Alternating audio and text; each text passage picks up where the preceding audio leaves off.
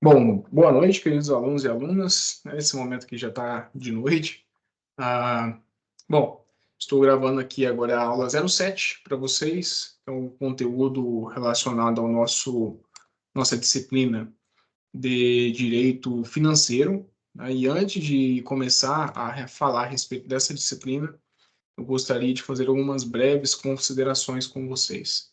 Primeira coisa, essa disciplina, gente, nós vimos e já estudamos em relação ao direito econômico, nossa primeira etapa, como que o Estado ele interfere e participa, de certa forma, também, né, ao lado dos agentes privados, na atividade econômica.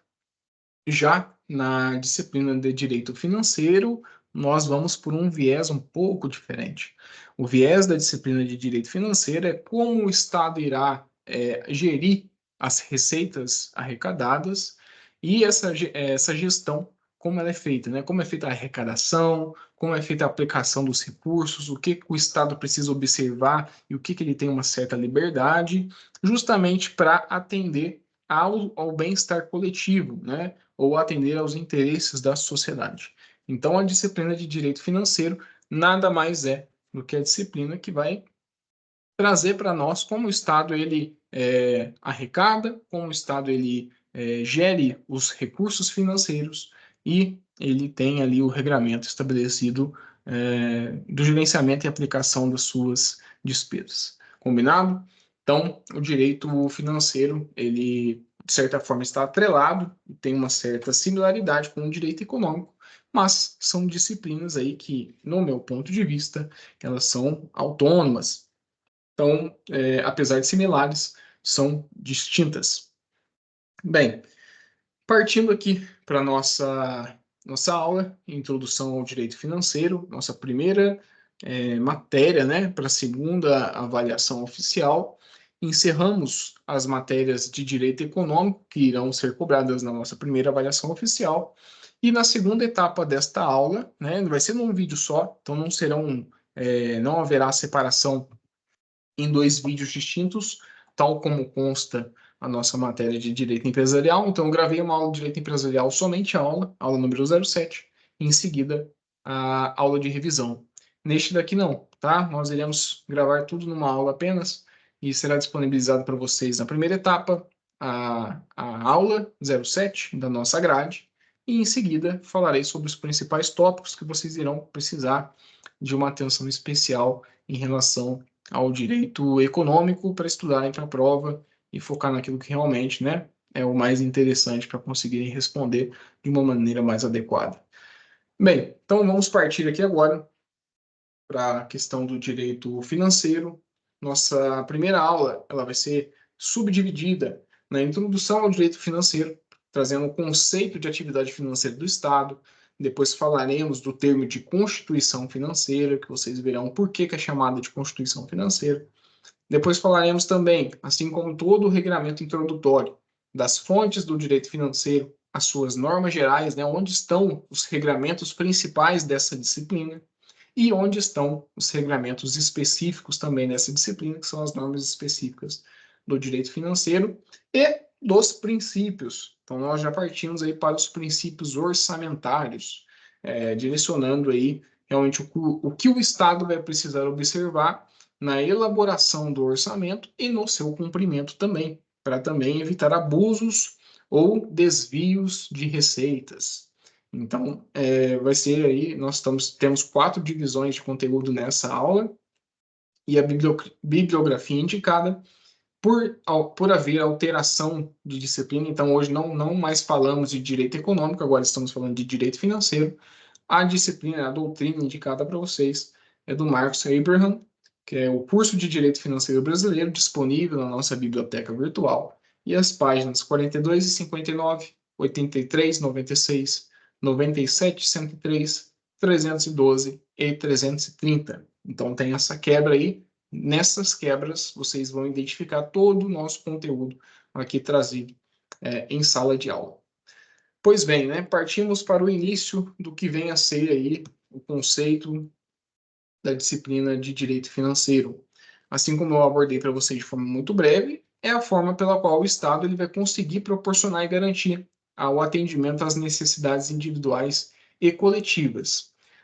Pessoal, qual que é a fonte, né, de receita do Estado? O Estado, por si só, tirando o fato dele intervir de forma direta na atividade econômica, que é a matéria que nós vimos no direito econômico, como quando ele exerce uma atividade com monopólio, por exemplo, via de regra, o Estado ele não tem uma receita gerada por ele mesmo. Então, ele precisa adquirir essa receita de outros lugares. E essa receita adquirida, né, retirada, vamos assim dizer, porque era algo compulsório, implementado, via de regra se dá através da arrecadação tributária, que é a grande parte ali do que nós temos da arrecadação do Estado.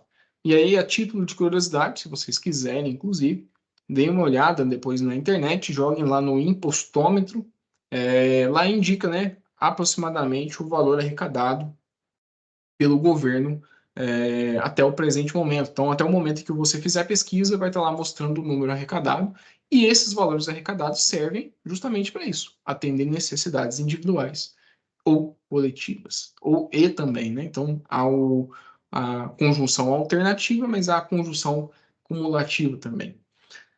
Estes recursos arrecadados, eles são escassos e limitados.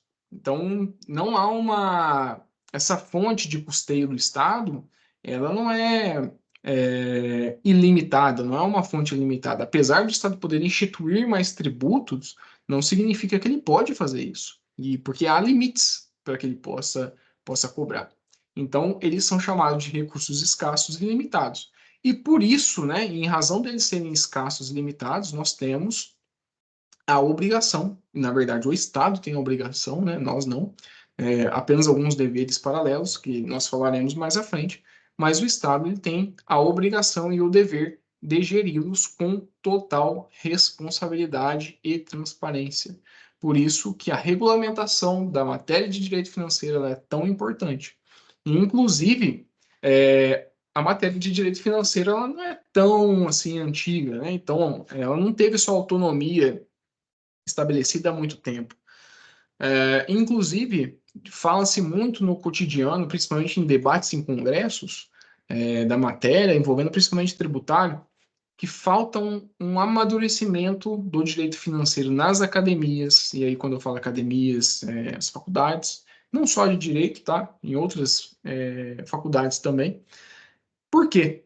Porque esse gerenciamento, essa responsabilidade orçamentária, ela é muito negligenciada na prática. Então, nós temos um Estado que arrecada muito, mas na gestão nem sempre nós temos ali as melhores pessoas lidando com isso. Então, é uma disciplina que ali na prática realmente falta um certo amadurecimento para que ela seja levada realmente à finalidade para a qual ela foi criada. Então, fica aí a reflexão, né, e um ponto de vista aí que é bastante debatido no nosso cotidiano. Bem, o Estado de Direito Contemporâneo, ele é uma organização que tem por objetivo oferecer à coletividade, através do respeito à aplicação de ordenamento jurídico, as condições necessárias à realização do bem comum, da paz e da ordem social. Então, justamente em razão do formato de Estado que nós estamos constituídos, né, somos jurisdicionados e os regramentos que nós temos que seguir, se faz também necessário que haja aí para o atendimento da finalidade do bem comum uma disciplina que regulamente, de fato, como que será realizado para atender justamente a finalidade de evitar desvios. Na evolução histórica da palavra finanças, nós temos que na Idade Média, em um primeiro momento, este termo ele designava simplesmente uma decisão judicial a ser cumprida. Depois ele passou a indicar uma multa fixada em juízo e, finalmente, em relação aos pagamentos e prestações em geral. Então aí sim ele tomou essa roupagem que hoje nós conhecemos como algo relacionado a financeiro, a dinheiro, a pagamento, obrigações sejam de caráter pecuniário ou não. Então, é justamente o que nós temos hoje, né, nessa figura evolutiva da palavra finança. Ainda falando um pouco da questão histórica, no Brasil colonial era utilizada para fazer referência à fazenda real, que era parte dos bens do Estado ao qual pertencia ao rei. E ele tinha direito de satisfazer suas necessidades ali conforme seu próprio interesse. Então, finanças também era referência à fazenda. Atualmente, acrescentado do termo pública, então finanças públicas, temos aí para diferenciá-la do tratamento conferido à esfera privada. Então, ao passo em que na esfera privada nós temos as finanças aplicadas aos entes privados, às empresas, pessoas, né? Atividades financeiras privadas, quando mencionamos o termo pública, quer dizer tudo aquilo relacionado realmente ao Estado.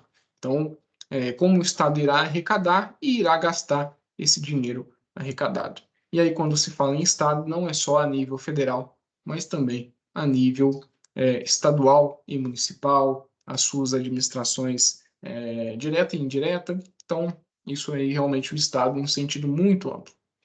Conceito, então, podemos assim trazer que o direito financeiro, né, são instrumentos políticos, econômicos e jurídicos referentes à captação de recursos financeiros, ou seja, a forma como o Estado irá adquirir esses recursos através das receitas para o Estado, a sua administração, então como ele irá lidar com esse dinheiro, esse valor arrecadado, que é a gestão e o controle, e finalmente as respectivas destinações e aplicações, ou seja, a aplicação na despesa pública, o que ele vai aplicar, quais são as suas prioridades em atendimento aí às exigências da coletividade.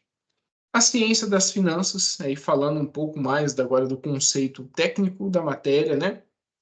A ciência da finança, ele é chamado do ramo que estuda os princípios e leis reguladoras da atividade financeira estatal. É chamado também de um estudo pré-legislativo. E nisso, nós temos, né, dentro deste conceito de ciências das finanças, que embasa todo aquele conhecimento prévio necessário para que o legislador ele edite uma norma da maneira como deve ser editada para atender suas finalidades. É um conhecimento técnico prévio, vamos assim dizer. Dentro da ciência das finanças, nós temos a economia financeira, que é aquilo que estuda os fatores de riqueza de que o Estado pode obter ou retirar dos particulares. Então, o que é exercido pelos particulares que o Estado pode ir lá e ter uma certa participação ou retirar uma certa contribuição? É o estudo da economia financeira. Já na política financeira, é o estudo da finalidade do Estado e o que é interesse público. Então, a partir dessa arrecadação, o que o Estado realmente precisa atender ou não, né? O que realmente é relevante ou não. A política financeira, dentro da ciência da finança, vai falar para a gente. E, por fim, na técnica financeira, é justamente trazer os métodos e processos que as ciências das finanças irão trazer para o legislador para que ele preveja isso em lei e se torne norma, para que haja, por exemplo, uma melhor eficácia nessa arrecadação ou haja também uma eficiência melhor nesses gastos nas despesas públicas.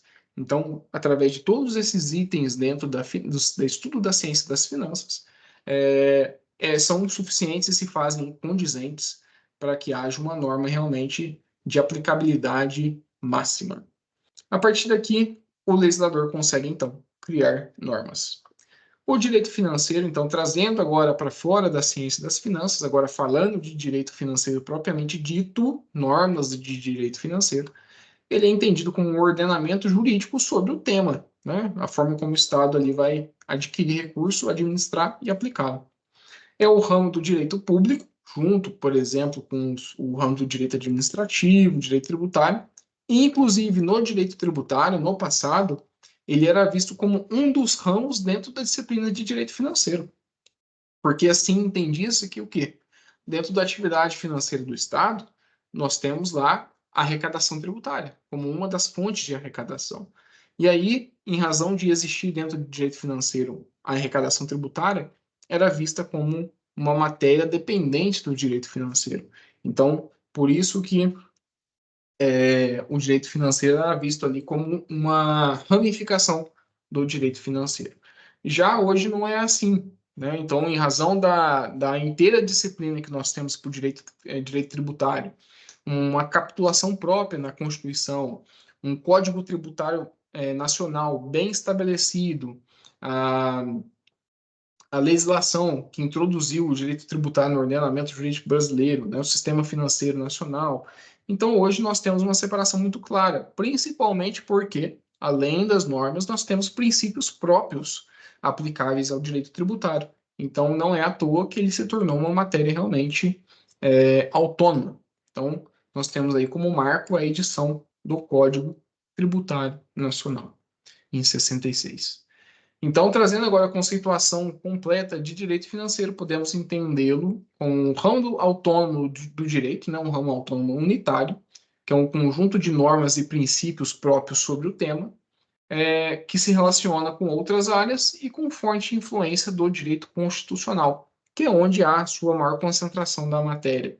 Então, veremos nas fontes, né, e nas normas gerais específicas do direito financeiro que existem regramentos infraconstitucionais, mas a Constituição fez o favor, e inclusive era um dever também dela, trazer dentro da sua própria estrutura o sistema financeiro.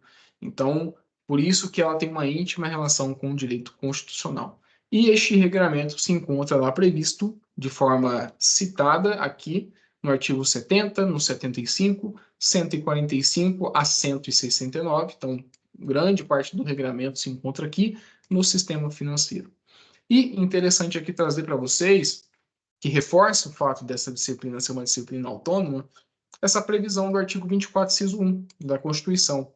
Veja bem, compete à União, aos Estados e ao Distrito Federal legislar concorrentemente sobre, aí vem um rol, né? No inciso 1º temos direito tributário, financeiro, penitenciário, econômico e urbanístico. Então, veja, se a própria Constituição deu a ele um tratamento autônomo, quem somos nós para dizer o contrário? Então, tudo isso indica realmente e reforça o fato de se tratar de uma disciplina autônoma. E características, né, como o ordenamento. Então, falando que o direito financeiro ele faz parte de um ordenamento, o que isso significa dizer? Que é um sistema normativo objetivo. Existem regras positivadas, bem estabelecidas no texto. Ele também é deôntico, ou seja, indica como devem ser as atividades realizadas pelo Estado no exercício ali da sua função financeira. E axiológico, né? Contendo também questões de princípios, os valores a serem estabelecidos e seguidos pelo Estado nesta atividade financeira. Já a característica como ciência é um ramo que buscará o fundamento valorativo na moral, justiça e ética para a criação de normas e interpretação destas. Então, como ciência, realmente estudo é um estudo realmente que vai para além do direito. Então, nós trazemos questões de ordem moral, de ordem de justiça e ética também, para que sejam criadas as normas, então pré-legislativo, então você vê que realmente ainda não falamos do direito propriamente dito, e também na interpretação destas. Então, uma vez editadas as normas, na hora de serem aplicadas ao caso concreto, nós temos que ter isso também muito bem claro.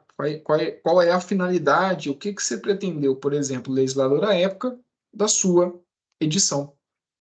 Então, este é o papel do direito financeiro como ciência. Bem, vamos passar aqui à frente agora, falando da natureza da atividade financeira. É uma atividade que pode ser dita como instrumental, porque é através dela que o Estado irá atingir os objetivos da República previstos lá no artigo 3º. Além disso, da Constituição. Além disso, ainda possui influência no campo político, no sentido de oferecer ao Estado moderno os instrumentos necessários a possibilitar a sua intervenção na sociedade. Então, ele é utilizado ali realmente como política não só de gestão, mas de atendimento da sociedade nas suas necessidades, mas também, através da atividade financeira, você consegue mudar o foco, né, ou inclusive a opinião de toda uma sociedade.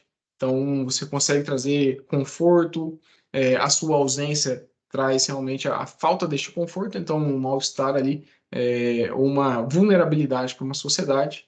Então, ele é realmente, apesar de ser instrumental, ele é muito importante. A função fiscal, né? Nós temos ali no direito financeiro uma função de arrecadação, uma função de gestão e aplicação destes recursos. Então, quando falamos da função fiscal do direito financeiro, tem esses três elementos: arrecadar, gerir e aplicar, ou seja, né, efetuar os gastos destes recursos arrecadados.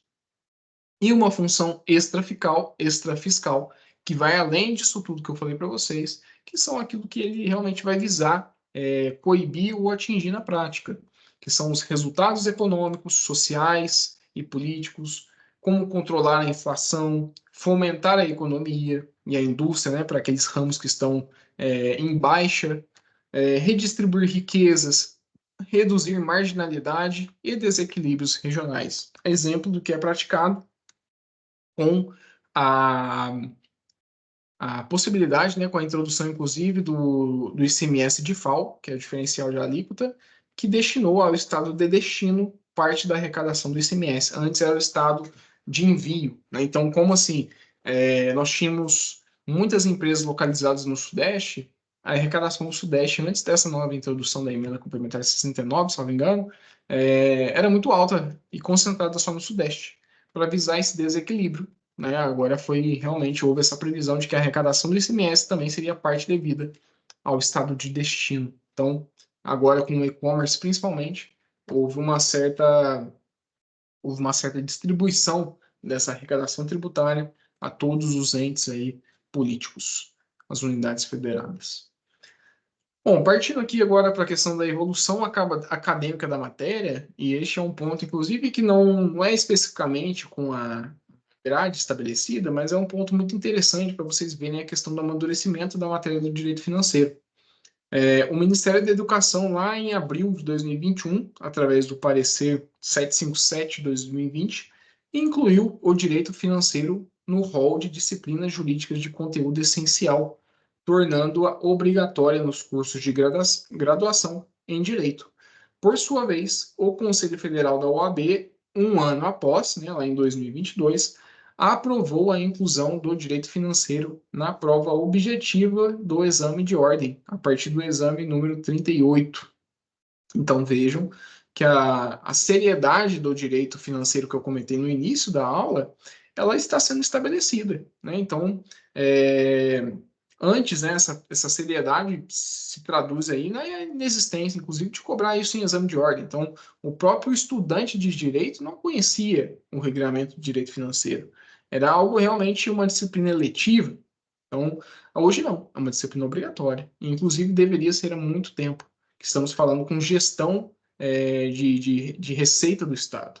É algo que tem que ser levado a sério, não só pelo próprio Estado, através das pessoas que têm função pública, né, concursados ou não, mas também em nós, né, como cidadãos, na fiscalização, no entendimento de o que é uma lei orçamentária, se há um desvio, né, para efetuar, para você, inclusive, denunciar eventuais práticas ilegais.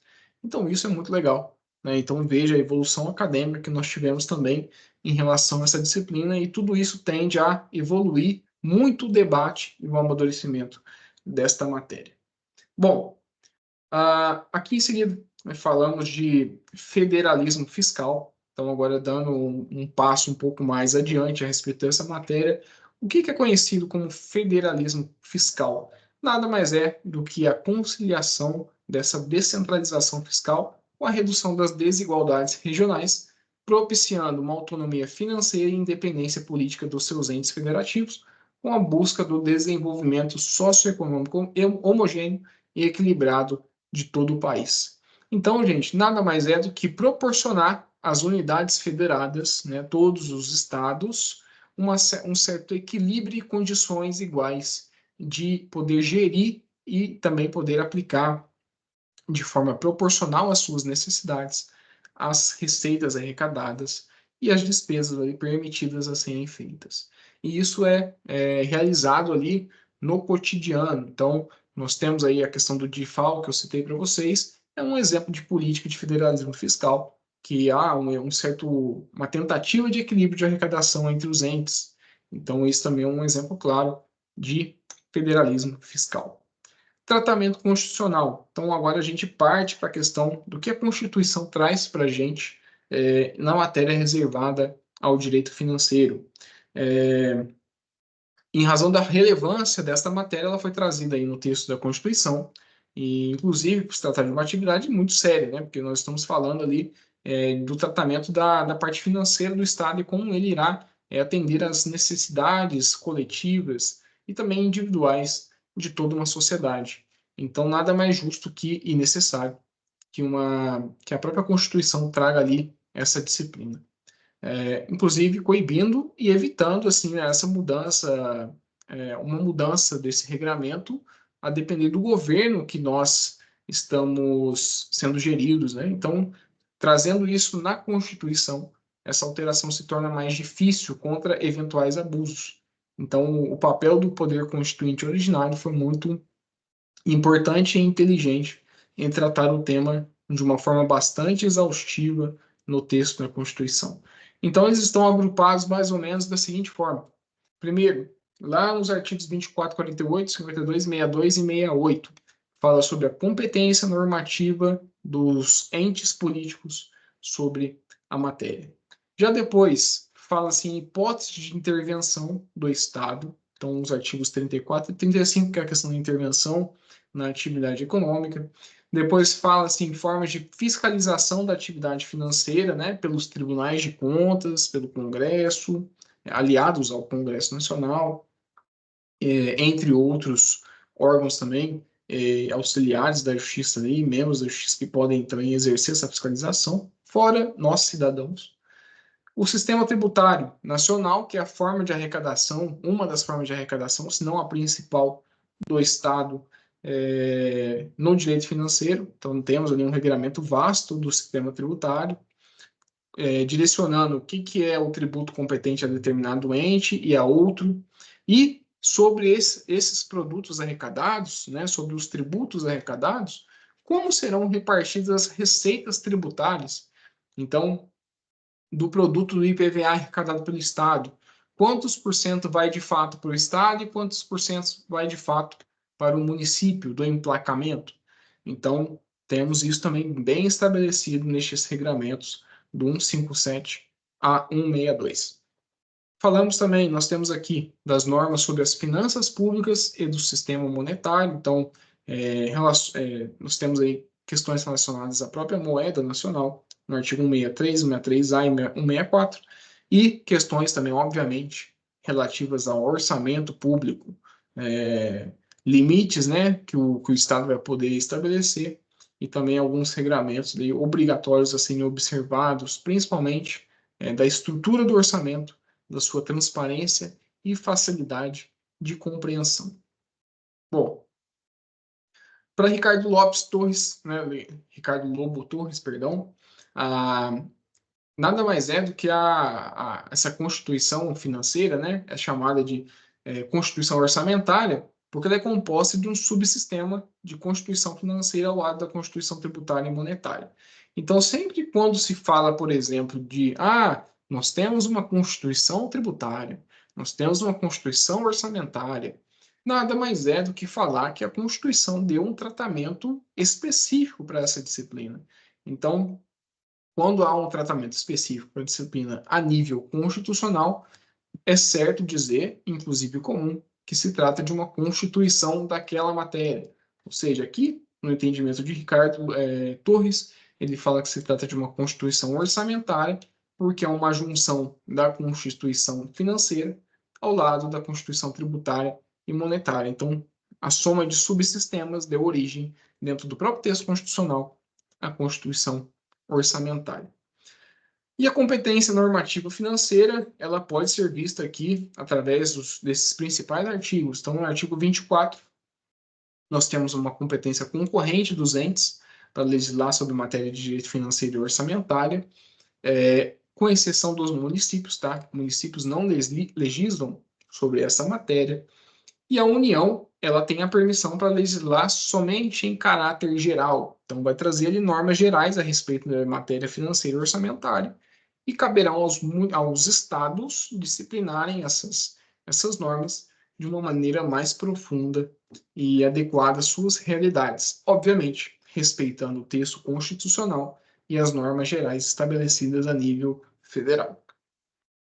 O artigo 48 prevê que cabe ao Congresso Nacional, essa abreviação aqui de CN é Congresso Nacional, com sanção do presidente da República, dispor sobre o sistema tributário, a arrecadação e a distribuição dessas rendas, sobre o plano plurianual, as diretrizes orçamentárias e o orçamento anual. Estes três aqui, os três tipos de orçamento que nós temos, que é o PPA, plano plurianual, as LDOs, que são as leis de diretrizes orçamentárias, e as LOAs, que são as leis orçamentárias anuais. Nós também estudaremos isso mais adiante. As operações de crédito, dívida pública e emissões de curso forçado, matéria financeira cambial e monetária, instituições financeiras e suas operações, moeda, seus limites de emissão, justamente para controlar uma inflação, e o montante da dívida mobiliária federal. Então vejam que o Congresso Nacional também ele pode disciplinar legislação em relação a estes temas envolvendo o direito financeiro.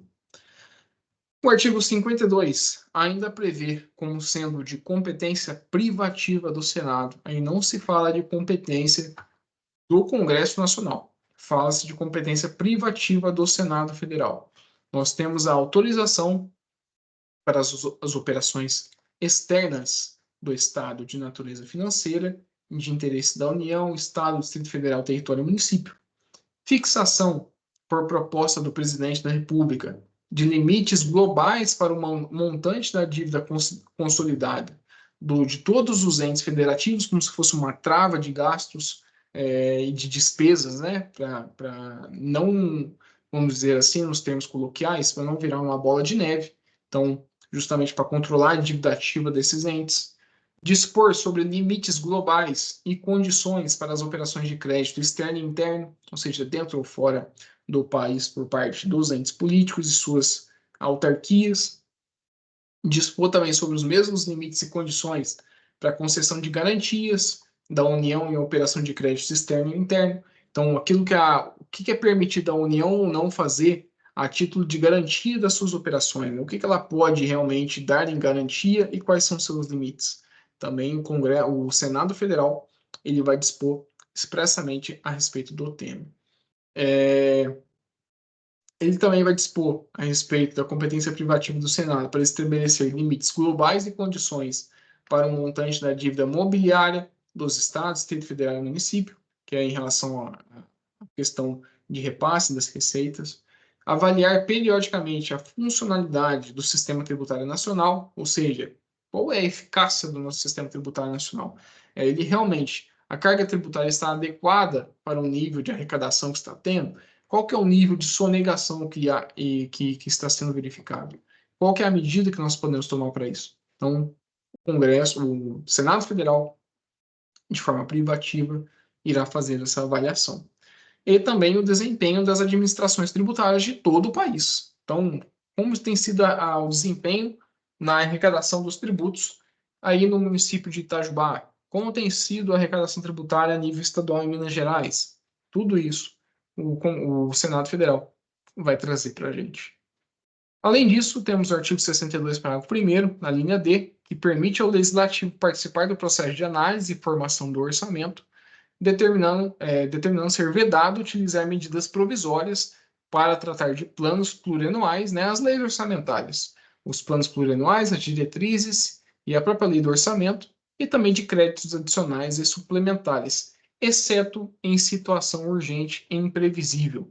Então, o legislativo ele pode prever, analisar processo de orçamento, mas sempre não poderá se valer de medida provisória, com exceção de medida urgente ou imprevisível, tal como ocorreu à época da pandemia da Covid-19. Tá? Então, é um dos exemplos que nós temos é a utilização dessa situação urgente e imprevisível.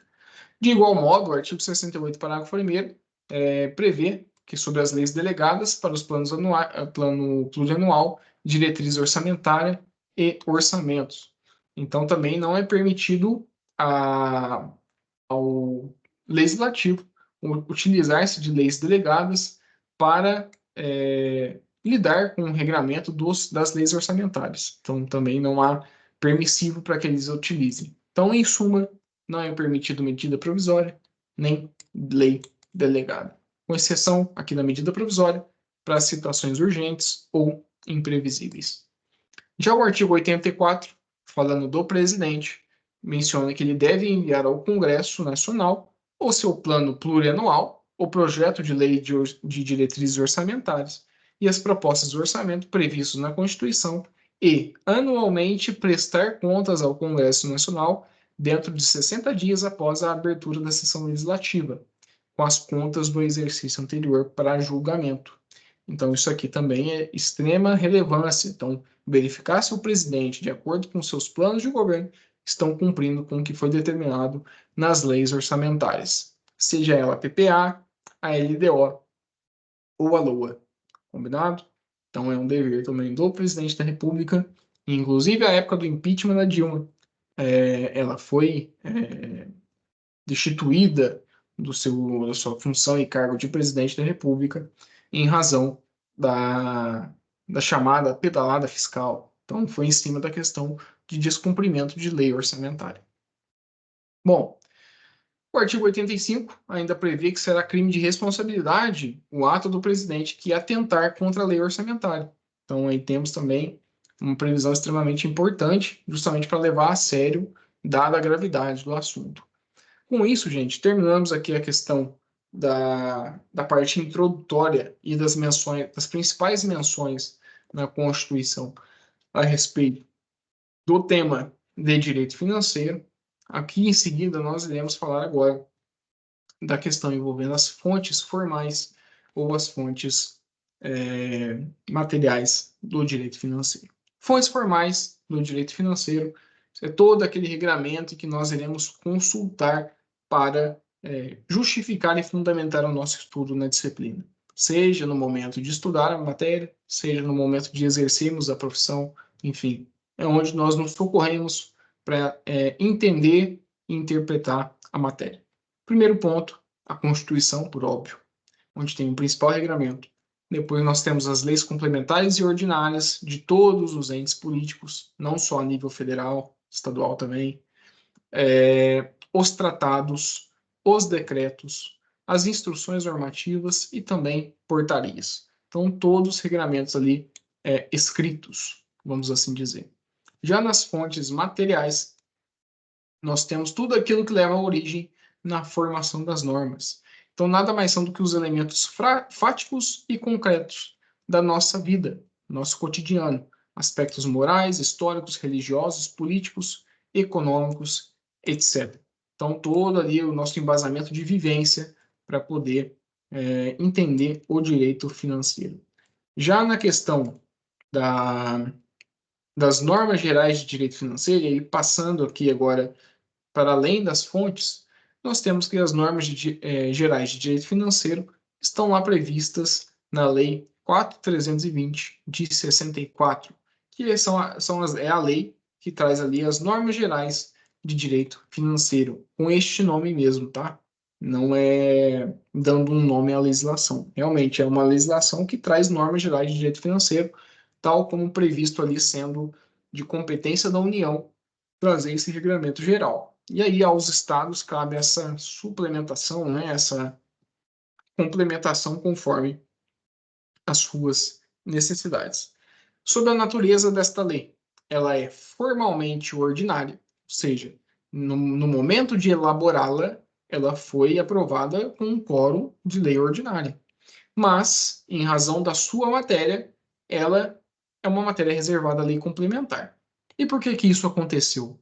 Porque, vejam, é uma lei antes da nossa Constituição. Então, naquela época, não era necessário prever ali para aprovação dela, a nível formal, o quórum de lei complementar. Mas o nosso regramento da Constituição de 88 preveu que é obrigatório o tratamento dessa disciplina mediante lei complementar. Mas, aí não revogando esta legislação, ela foi recepcionada, então por isso que formalmente ela é ordinária, mas materialmente ela é entendida como uma lei complementar. Combinado? Muito parecido e exatamente o que acontece com o CTN no direito tributário. Então, nós temos esta previsão também. Principais previsões da Lei 4.320, de 64. Número 1, a positivação de princípios. Então, temos princípios estabelecidos nessa lei. A classificação econômica das receitas e despesas. Então, o que é uma receita, o que é uma despesa? E dentro da despesa, há uma subdivisão ainda entre as correntes e de capital. Já, né, passando por item 3, nós temos algumas balizas para transferência de recurso à iniciativa privada, o que pode e o que não pode ser feito, com ou sem fim lucrativo, na forma de subvenção e auxílios. Uma formulação da lógica essencial de que programas pressupõem uma correlação finalística entre uma dotação de valor, ou seja, uma receita prévia estabelecida, para atingir metas quantitativamente mensuradas em unidades de serviço e obras a serem alcançadas. Então, simplesmente não falamos de que o governo, o Estado, precisa atender um determinado programa ou fazer uma determinada atividade, serviço, enfim. É bem estabelecido na legislação aqui na 4.320 que, uma vez havendo um programa a ser cumprido, é necessário ter uma correlação finalística entre os valores necessários para atingir essas metas e o que será necessário de serviço e obra para ser alcançado. Então, não pode ser algo simplesmente abstrato. Tem que ser concreto. Já no item 5, uma adoção explícita do regime de caixa para a receita. Então, a receita recebendo naquele determinado mês, ela é computada naquele determinado mês e naquele determinado dia. E já a adoção do regime de competência para a despesa pública. Ou seja, efetuada a despesa pública, o regime de competência o encaminha para vamos dizer assim, você não precisa do gasto efetivo da despesa pública. Então, diferente da receita, que uma vez entra na receita, você computa ali o dia da entrada dessa receita. Já na despesa, o fato de você, olha, eu estou empenhado, eu preciso fazer aqui um dispêndio de um determinado valor para cobrir o pagamento de uma licitação de um agente que ganhou, o agente licitatório que ganhou para cumprir um determinado serviço no município. E aí você vai ter uma autorização de despesa. Não, e aí, com a autorização da despesa, não há necessidade de você ainda pagar, ou seja, o dinheiro não saiu do ente público para o agente privado. Bastando a autorização de despesa, você já considera a despesa efetuada naquele mês. Mesmo que, posteriormente, haja aí sim a transferência do valor devido. Então, em razão disso, né, autorizada a despesa, ela é adotada o regime de competência, que pega como referência o mês autorizado da despesa e não a transferência efetiva desse saldo. Então, justamente para ter um controle maior a respeito dos gastos públicos. O item 6, definição das etapas de execução da despesa, que foi dividida em tripartida, de uma forma tripartida, ou seja, em 3 etapas, que é o empenho, a sua liquidação e o pagamento. Então, quando estamos falando de uma execução de despesa, que é o pagamento realmente não é dívida necessariamente, mas é uma obrigação que o Estado precisa pegar parte da sua arrecadação para fazer jus e cobrir alguma determinada despesa. A exemplo da despesa de pessoal, que são pessoas concursadas, talvez, numa esfera administrativa. Então, para efetuar o pagamento da despesa de pessoal, primeiro precisa ser uma verba empenhada, para depois haver a sua efetiva liquidação e o pagamento, finalmente, aos beneficiários. Então, há 3 etapas a serem seguidas. O item 7, uma definição do conceito de restos a pagar. Então, o que vem a ser restos a pagar? Fixação do regime jurídico dos créditos adicionais, que são os créditos suplementares, especiais e extraordinários. Então, tudo aquilo que não tem relação com a receita arrecadada e ordinária do Estado, nós temos ali os chamados créditos adicionais para fazer jus a uma determinada necessidade ali especial do Estado, seja urgente, seja ela realmente imprevisível, e eles são chamados ali de créditos suplementares, especiais ou extraordinários, tal como ocorreu com a Covid-19. Outra norma geral que nós temos é a Lei Complementar 101 de 2000, um pouco mais recente. Ela é a chamada Lei de Responsabilidade Fiscal. e trouxe bastante transparência, eficiência e controle aos gastos públicos. Então, é uma legislação aí que todos os servidores públicos precisam ter conhecimento e seguir também esse regramento para não incorrerem em crime de responsabilidade fiscal. Normas específicas agora. Né? Passada aí as normas gerais, que lidamos aí com a Lei Federal 4.320 e agora passamos para a Lei Complementar 101, nós agora partimos para as normas específicas. E quais são essas normas específicas de direito financeiro, já que existe um regramento já estabelecido a nível federal e estadual, a depender do estado ali, das suas necessidades? Nós temos as chamadas leis orçamentárias, que podem ser assim ditas, em sua grande maioria, como leis ordinárias. Então, são leis de natureza ordinária.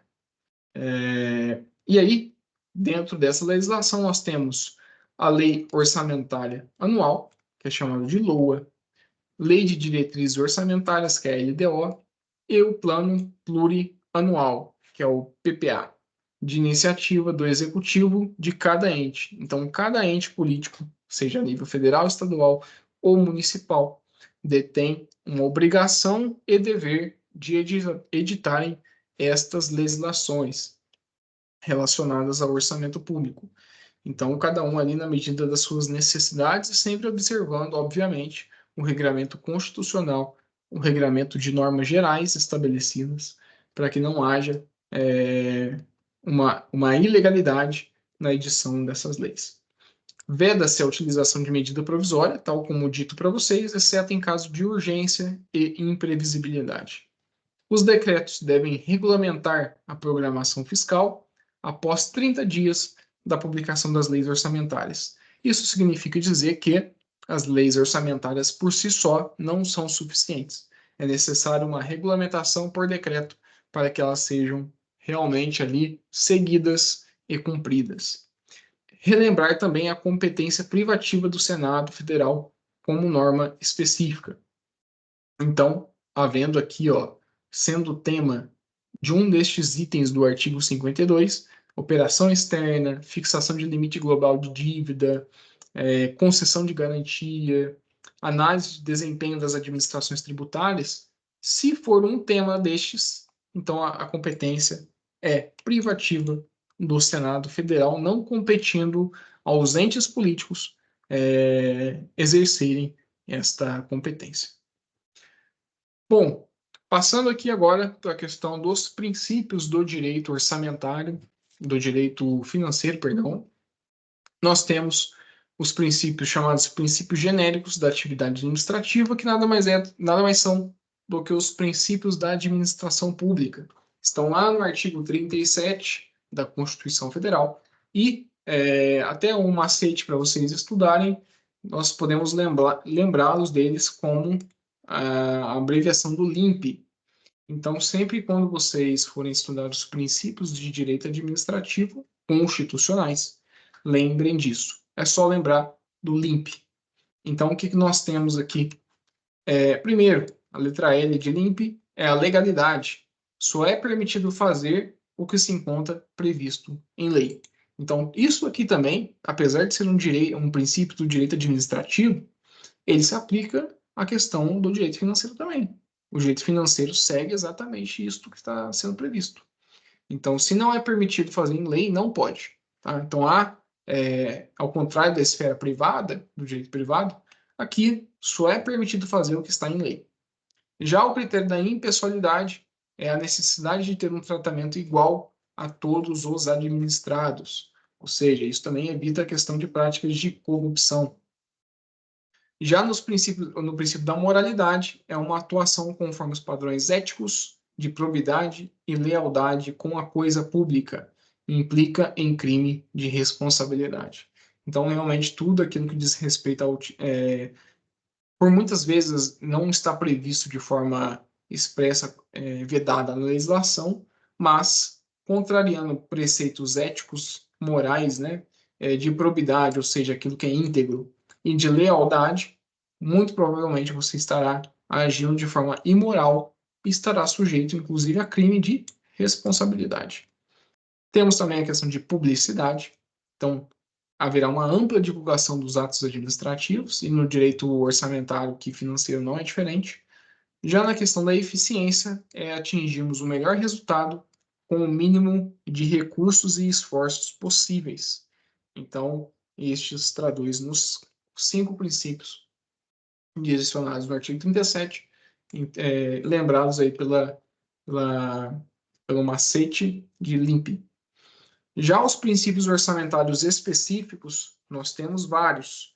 E aqui não há esses princípios, eles se aplicam única e exclusivamente à disciplina de direito financeiro. São eles, o princípio da legalidade, que nada se confunde com este daqui de cima, que é do direito administrativo. Aqui o da legalidade, ele significa para a gente que a realização das atividades, haverá realização das atividades, né? Ou seja, a arrecadação das receitas e o dispêndio com despesas, conforme previsto em lei orçamentária. Não haverá gasto ou não pode gastar se não estiver autorizado ou previsto previamente. Receitas não, mas há previsão. Então, há uma expectativa de arrecadação ou de receitas entrando em determinado período. Se extrapolar, não haverá punição. Se for a menor, também não, porque é algo que realmente não há como prever exatamente. Já nas despesas, não. Há uma trava bem específica. Então, é necessário também observar, e se não estiver autorizado ou previsto, você estará afrontando o princípio da legalidade orçamentária. O princípio da anualidade é um prazo de vigência da lei orçamentária, que será sempre anual. Então, a lei orçamentária anual, o próprio nome fala, LOA, é uma lei anual. Então, este é o princípio da anualidade. Então, conforme as necessidades do Estado, como as necessidades do Estado elas vão alterando e sofrendo certo ajuste ao longo dos mandatos de um determinado governo, então, nada mais justo que as leis orçamentárias e necessário que as leis orçamentárias sejam anuais para atender realmente às necessidades ali atuais de determinado estado. Unidade, o princípio da unidade significa dizer que a lei orçamentária ela deve ser uma só, reunindo nela todas as receitas e despesas, até inclusive para a questão de facilidade de fiscalização e transparência. Temos o princípio da universalidade, de que todos os valores, independente da sua espécie, natureza, procedência ou destinação, deverão estar contidos no orçamento como sendo um plano financeiro global e sempre pelo seu valor bruto, não pode estar lá pelo valor líquido. Então, há também um compromisso com a transparência em prever pelos valores brutos e também trazer tudo num documento só, independente da espécie, natureza, procedência ou destino, os valores. Então, de forma bem especificada. O princípio, por fim, da exclusividade diz respeito que a lei orçamentária não pode tratar de outra matéria estranha a não ser aquelas referentes às receitas e despesas, justamente para coibir e tentar brecar, né, evitar ou frear a utilização da lei orçamentária como uma lei que vai autorizar, por exemplo, lidar com outros temas e pode, por exemplo, passar batido e não ter a devida atenção por parte da sociedade. O artigo 165, parágrafo 8º, traz para a gente justamente esta previsão do princípio da exclusividade. Significa dizer o quê? A lei orçamentária anual não conterá dispositivo estranho à previsão de receita nem fixação de despesa, não se incluindo na proibição a autorização para abertura de crédito suplementar e contratação de operação de crédito, ainda que antecipando receitas nos termos da lei. Então, veja, não pode conter dispositivo estranho de receita e fixação de despesa, e não são considerados dispositivos estranhos a abertura de crédito suplementar nem contratação de operação de crédito. Eles têm ainda uma certa compatibilidade. Então, ainda assim, poderão ser previstos e respeitarão o princípio da exclusividade. Já na questão do princípio da programação, nós temos que é o plano de ação do governo, contendo as suas diretrizes, metas e prioridades da administração pública durante aquele determinado mandato. Então, O princípio da programação é justamente isso, prever como irá acontecer a questão de lidar com o orçamento durante durante o mandato de determinado governo. Além disso, ainda temos o princípio da não vinculação, contudo, temos algumas exceções. Antes de explicar, né, essas exceções, o que é o princípio da não vinculação? Lembra da disciplina de direito tributário sobre a característica da não vinculação da receita dos impostos? Os impostos são tributos não vinculados? Significa dizer o quê? Que a cobrança e a arrecadação de IPVA não necessariamente vai para custear a, a manta asfáltica, ou cobrir, né, por exemplo, rodovias, tapa-buraco, enfim. Não significa dizer, não há um destino específico de pagamento de IPVA para cobrir manutenção de rodovia. Então, não há qualquer correlação. Isso é dizer, né, que não há vinculação. Então, receita de impostos não são vinculadas. E aqui o princípio da não vinculação é justamente isso. Então, as receitas, via de regra, são livres para serem estabelecidas e destinadas às despesas que o Estado bem entender. É óbvio, há uma legislação previamente dizendo para algumas públicas, mas via de regra, aquelas receitas arrecadadas, o Estado vai destinar para aquilo que ele entende necessário. É isso que significa o princípio da não vinculação. Contudo, nós temos algumas exceções. Então, toda regra comporta a sua exceção. E as exceções são algumas boas. Primeira exceção está lá no inciso 4 do artigo 67, dizendo que a repartição do produto da arrecadação dos impostos, da destinação de recursos para as ações e serviços públicos de saúde, para manutenção e desenvolvimento do ensino e para a realização da atividade de administração tributária e da prestação de garantias à operação de crédito por antecipação da receita. Então, em todos esses itens, saúde, ensino, atividade da administração tributária, né? As atividades relacionadas à fiscalização e prestação de garantia para cobertura de crédito, vai ter vinculação da receita, serão predestinadas. Então, haverá sim a receita estará atrelada a essas despesas. O parágrafo 3º do artigo 198 diz também que haverá aplicação anual de recursos mínimos em ações e serviços públicos de saúde. Então, temos aí, mais uma vez, claro que haverá uma vinculação. O parágrafo único do 204 faculta a vinculação de certo percentual das receitas tributárias a programa de apoio, inclusão e promoção social, proibindo, entretanto, a aplicação desses recursos no pagamento de despesa com pessoal e encargos sociais, de serviços da dívida ou qualquer outra despesa corrente não vinculada diretamente aos investimentos ou ações apoiados. Então, aqui nós temos, né, vinculação para apoio e inclusão de promoções sociais, mais uma previsão aí de vinculação de receita. Outra previsão que nós temos no 212, aplicação de um percentual mínimo de arrecadação dos impostos no ensino. Então, veja, saúde e ensino aqui são muito relevantes em programas sociais, como nós vimos no item anterior. Emenda Constitucional de 94 criou o chamado Fundo Social de Emergência. Então, para determinado período, fixou a vinculação ao referido, fixou uma vinculação ao referido fundo de parcela do imposto de renda, do ITR e do IOF e de 20% de todos os demais impostos da União para este Fundo Social de Emergência.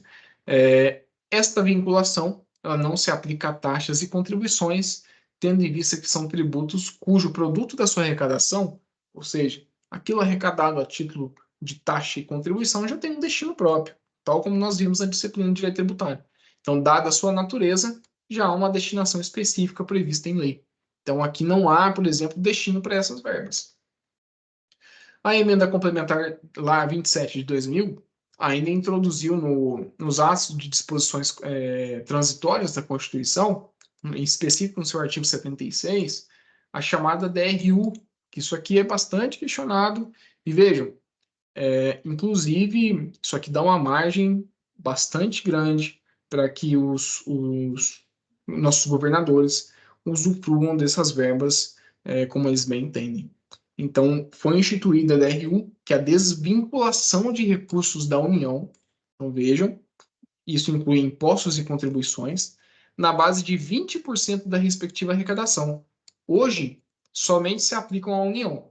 Então, há uma desvinculação por parte da União, dos estados e do Distrito Federal. Então, até me perdi no raciocínio aqui agora, mas é o seguinte: antes existia uma vinculação apenas da União. Então, essa desvinculação recaía em impostos e contribuições federais. Já hoje, não. Houve uma abertura. Essa DRU, essa desvinculação de receita, ela se aplica à União e também aos estados e Distrito Federal. Então, é chamada de DRE, né, quando envolve Estado e Distrito Federal. E aos municípios também chamada de DRM, passando a ser não mais de 20%, mais de 30% até no fim do ano passado. No caso da União, até no fim deste ano, de 2024, conforme estabelecido na emenda complementar, na emenda constitucional 126 de 2022. Então, tudo arrecadado a título de impostos e contribuições, 30% dessa arrecadação será totalmente desvinculada para atender às necessidades que o Estado bem entender. Combinado? Então, fiquem bem claro essas informações. Ainda nos princípios, temos o princípio da limitação, que é a questão da realização de despesas e utilização de créditos no limite previsto na lei orçamentária, no artigo 167.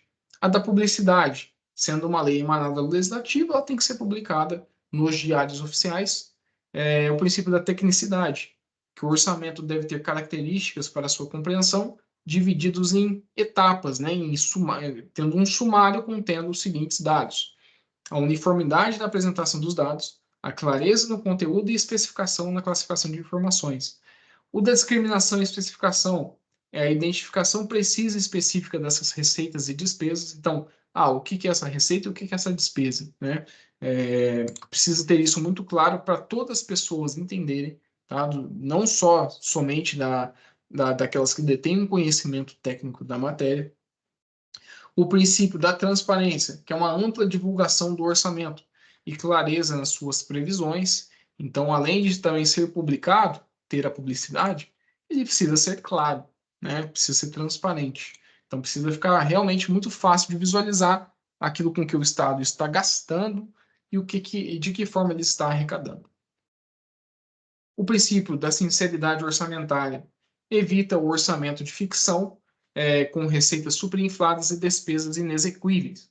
É um pouco do que nós estamos vendo hoje com as metas de arrecadação citadas pelo ministro Fernando Haddad. Então, o ministro da Fazenda, Fernando Haddad, prevê ali uma arrecadação tributária realmente muito alta.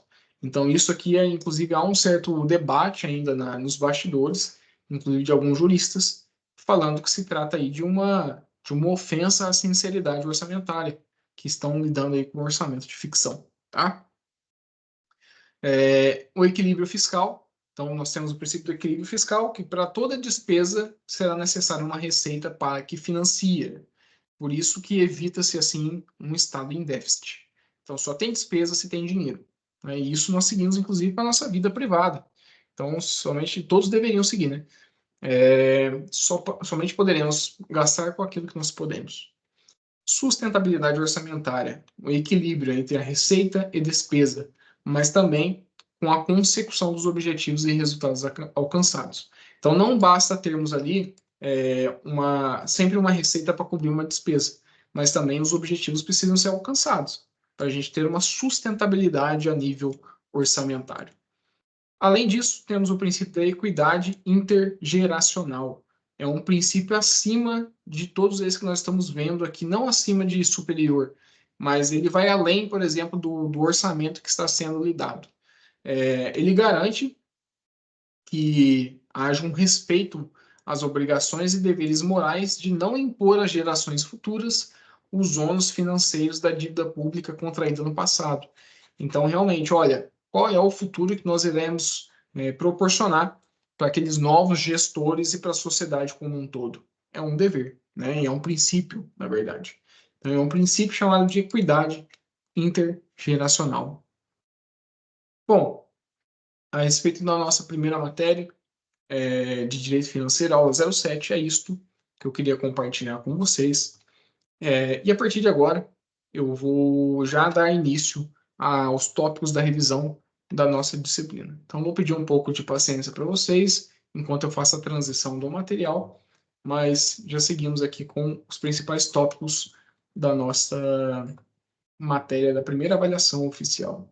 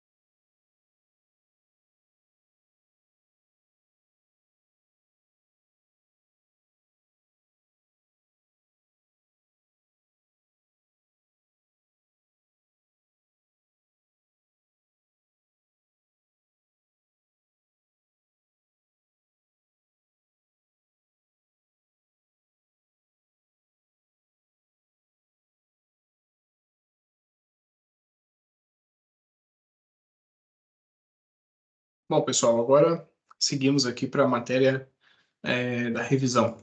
Então, explicando aqui como funcionará a nossa revisão. Primeira coisa, há um conteúdo vinculado já à plataforma AVA, contendo os tópicos da revisão de Direito Econômico e Financeiro, com os avisos aqui de praxe. Tá? Então, a menção aos tópicos abaixo não significa que o aluno deverá estudar outras disciplinas, né? Contendo da aula número 1 a 6. Então, tudo que eu estou trazendo aqui embaixo não significa que irá cair só isso. Tá? Então, um ponto realmente muito importante para vocês levarem em consideração. Formato da prova: 5 questões fechadas de 150 pontos, uma questão aberta de 250 e uma questão bônus de 100 pontos. Esta questão bônus justifica esse aviso que eu dei para vocês aqui antes. Essa questão bônus, ela vai ajudar e auxiliar e vai premiar, na verdade, o aluno que teve a responsabilidade e a preocupação de estudar a matéria e, não caindo determinado ponto que estudou durante o período para responder a prova, ele tem a oportunidade, nessa questão bônus, explicar um pouco sobre o tema que ele entende e estudou e que não foi cobrado. Então, isso realmente é um, é um, é um benefício, vamos assim dizer, e uma premiação por ter estudado a matéria e levado a sério. Ponto extra. Tem um ponto extra da entrega do certificado do módulo de competências para a vida, que o prazo final foi até o dia 24/3, e são 100 pontos extras para o aluno que entregar, combinado? Isso diretamente à coordenação, então não tem relação com os professores das disciplinas, então, diretamente aí, conforme orientado pela coordenação. Essa atribuição, obviamente, qualquer ponto extra, inclusive a questão bônus, se você gabaritou a prova inteira e chegou no teto de 1.000 pontos, você não irá extrapolar. Então, aquilo que você pontuou a mais, ele realmente não será computado, porque você já bateu no teto. E esses pontos extras também não serão jogados para disciplina, para segunda avaliação oficial. Então, é bom que já fique também bem claro estes pontos. Bem, e aí agora passamos à questão dos pontos principais que eu vejo que vocês vão precisar ter uma atenção especial para a prova. Primeiro, as características do direito econômico. Então, venham lá no conteúdo de direito econômico, analisem quais são as suas características, a da recenticidade, que aí se trata de um ramo novo do direito, né? Aprofundem, lembrem das anotações ditas em sala de aula, as características da singularidade, então é um ramo jurídico realmente muito específico, a nível do direito comparado, que é o direito estrangeiro, não há similaridade com qualquer outro, porque o direito econômico ele é aplicado de forma muito personalizada para determinado país. Então, as suas necessidades e exigências. Então, por isso que é chamado de singular. Já na mutabilidade, é um direito, né, que, dentre suas características, suas principais normas sofrem constantes mudanças. Então, realmente, a todo momento, elas estão sendo mudadas. Já na maleabilidade, que as regras oriundas de atos administrativos são desvinculadas do processo legislativo habitual, geralmente guiadas muito por atos do poder executivo. Então, existe muita figura ali da atuação do executivo e não do legislativo para atender às necessidades no mercado. Influência de valor político, então, a depender do governo, nós temos umas mudanças envolvendo o direito econômico, de corrente ideológica e partidária mesmo, principalmente relacionadas à forma como o Estado irá intervir na atividade econômica, e também naquele formato que eu comentei com você do Estado intervencionista social, do regulador, enfim, tudo isso dependerá da posição da corrente ideológica partidária do momento. Característica do ecletismo, então, apesar de ser um ramo do direito público, tem muitos valores e princípios do próprio direito privado, uma vez que eles regulam, né, essa matéria regula muitos agentes econômicos privados, então é preciso também ter contato com esses princípios. E do concretismo, que diz respeito à capacidade, né, as normas estabelecidas de direito econômico precisam ter efeitos concretos. Então, não são normas de conteúdo vazio ou abstrato. Elas realmente influenciam na economia. Bom, essas são as características que vocês têm que se debruçarem para poder estudar para a prova. Já na lei de liberdade econômica, nós temos aí também um pouco do conteúdo trazido em sala de aula, e trouxe, né, o grande objetivo e a finalidade dessa lei foi desburocratizar nos âmbitos civil, trabalhista e administrativo. Então, tivemos alguns pilares. Temos os princípios adotados por esta lei, dizendo a respeito do Estado de Direito, do tamanho do governo, a eficiência regulatória, a abertura de mercado, princípios estes que justificaram as medidas de desburocratização, tá? E depois nas matérias. Então, no direito administrativo, com foco aqui na lei da liberdade econômica, tivemos mudanças em relação à licença, autorização e permissão, permitindo uma dispensa de atos de gestão negocial, como dispensa de alvará para os pequenos empreendedores e com atividade de baixo risco. Trouxe o exemplo para vocês aqui embaixo. No aspecto social, né, trabalhista, tivemos um pouco de liberdade na jornada de trabalho, alterações no registro de ponto e escrituração e flexibilização dessas horas, criação da carteira de trabalho digital, registro de ponto obrigatório para empresas com mais de 20 funcionários.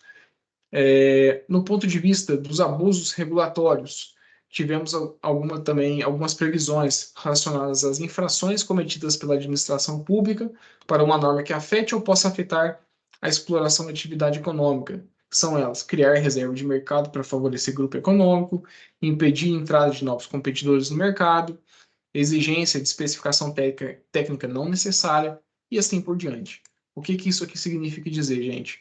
Que a Lei de Liberdade Econômica trouxe algumas previsões em que haverá um abuso por parte do Estado caso ele cometa qualquer ato que implique nessas previsões.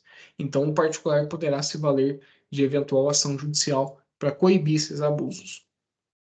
E uma inovação também, vamos dizer assim, não é uma inovação, mas é um debate mais aprofundado e trouxe alguma clareza para o assunto envolvendo os conceitos de desvio de finalidade e confusão patrimonial do artigo 50 do Código Civil, que fala sobre a teoria da desconsideração da personalidade jurídica.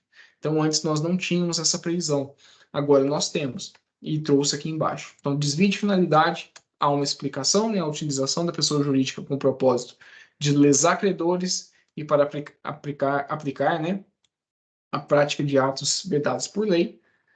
Tivemos também o conceito de confusão patrimonial, no parágrafo 2º, que é a ausência de separação de fato entre os patrimônios. E aqui temos os itens embaixo.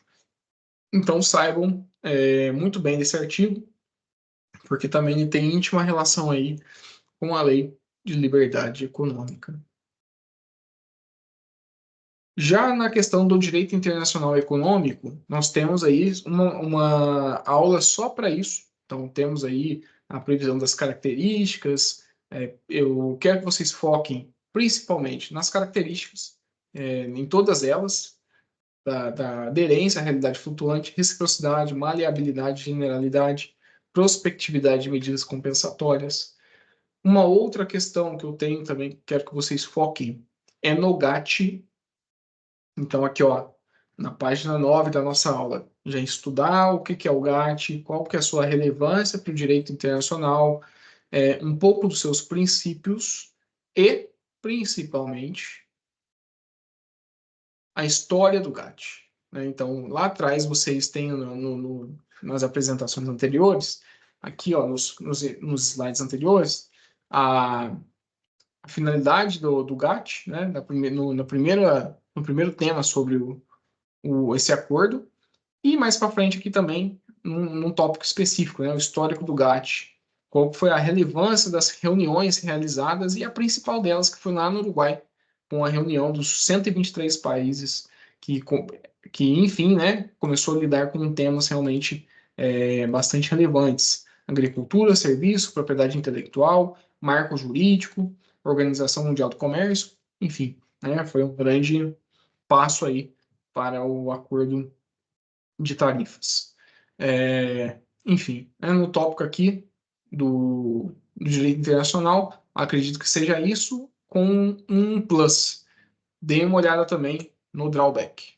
Regime de drawback, entendam como funciona ele, revejam as anotações realizadas em sala de aula e o intuito, né, a finalidade deste regime, né, para quem ele se aplica, para quem ele não se aplica, tudo isso falado também em sala de aula. Já na questão da intervenção direta e indireta do Estado na ordem econômica, eu quero que vocês realmente se debrucem sobre essa aula aqui por completo, tá? Este é um tema extremamente relevante, principalmente entendendo conceitos.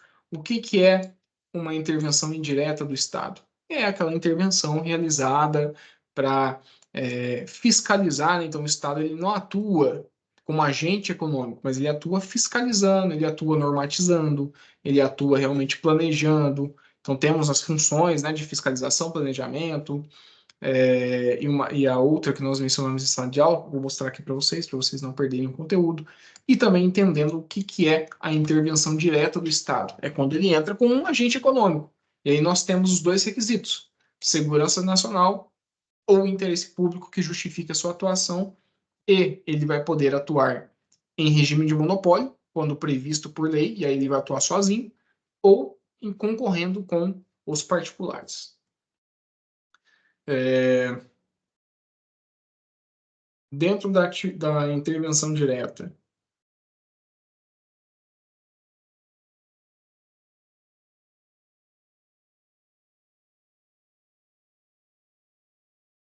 aqui, ó, dentro da intervenção indireta, nós temos as funções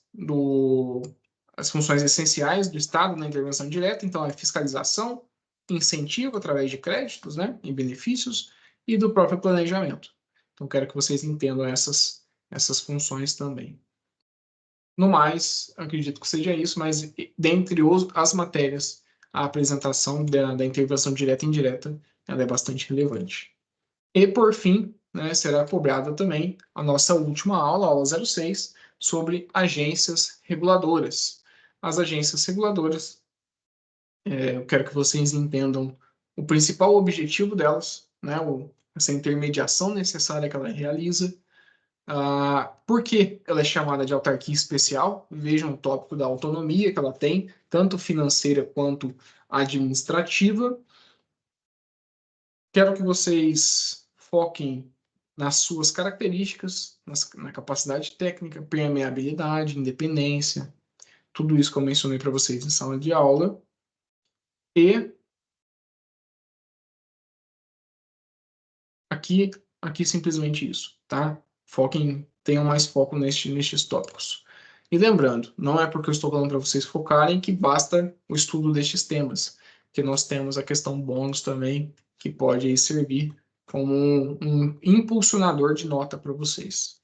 E vejam que aqui dentre os tópicos eu não falei da defesa da concorrência, mas ela, de certa forma, cai na prova também. Então, não deixem de analisar o estudo da defesa da concorrência. Combinado? Gente, no mais, é isso. Eu espero ter dado um foco e uma direção para vocês poderem responder à prova. E precisando de qualquer outra questão ou outra dúvida, vocês encaminhem para o professor, que eu estou à disposição. Nos vemos na semana de prova e muitíssimo obrigado.